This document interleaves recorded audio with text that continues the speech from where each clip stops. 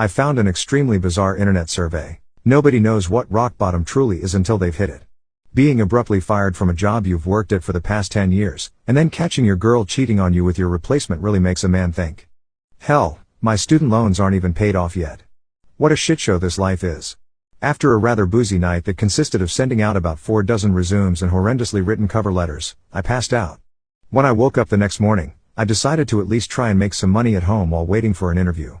At that moment, I thought that the best way to go about it was completing those internet surveys that yielded $5 Subway gift cards and other shit like that after about an hour of answering questions. I mean, I didn't have any other marketable skills that could have yielded immediate income. It was either that or wasting the day away playing computer games. At least I wouldn't have to pay for food. I did these surveys for about 5 hours before nearly passing out. It was way more excruciating than I'd originally anticipated. At the end of those 5 hours, I'd accumulated about $45 in cash and gift cards. $9 an hour. Not like I was making much more than that before. I was about to close my laptop up for the day and head to a bar in an attempt to drown out my melancholy when I first saw it. It shouldn't even have been noticeable. But for one reason or another, it was. At the bottom corner of the website that I was on, existed a tiny, singular advertisement. Maybe it was the simplicity that got me. Plain black letters in a tacky font that read surveys for cash overlapped a completely white background. At least they were direct with the message. One more couldn't hurt, I thought. Might as well scrape together a little bit more booze money before heading out. I sat back down, clicked on the picture link and prepared myself to grind through some more painstaking inquiries. The first few questions were simple enough. I guess they weren't really questions, but more data collection. My name, age and occupation.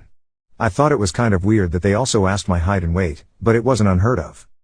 The first real question was a different story though. I must have stared at it, eyes wide and mouth agape, for God knows how long. What the actual hell? In plain English, this is what popped up on my screen. How strong is your urge to currently look behind you? There were 5 options below, ranging from not at all to overwhelming. There was no feasible reason why I should have been afraid at that moment. But I was. I tightened my breathing, trying to make out any subtle noises behind me. There were none.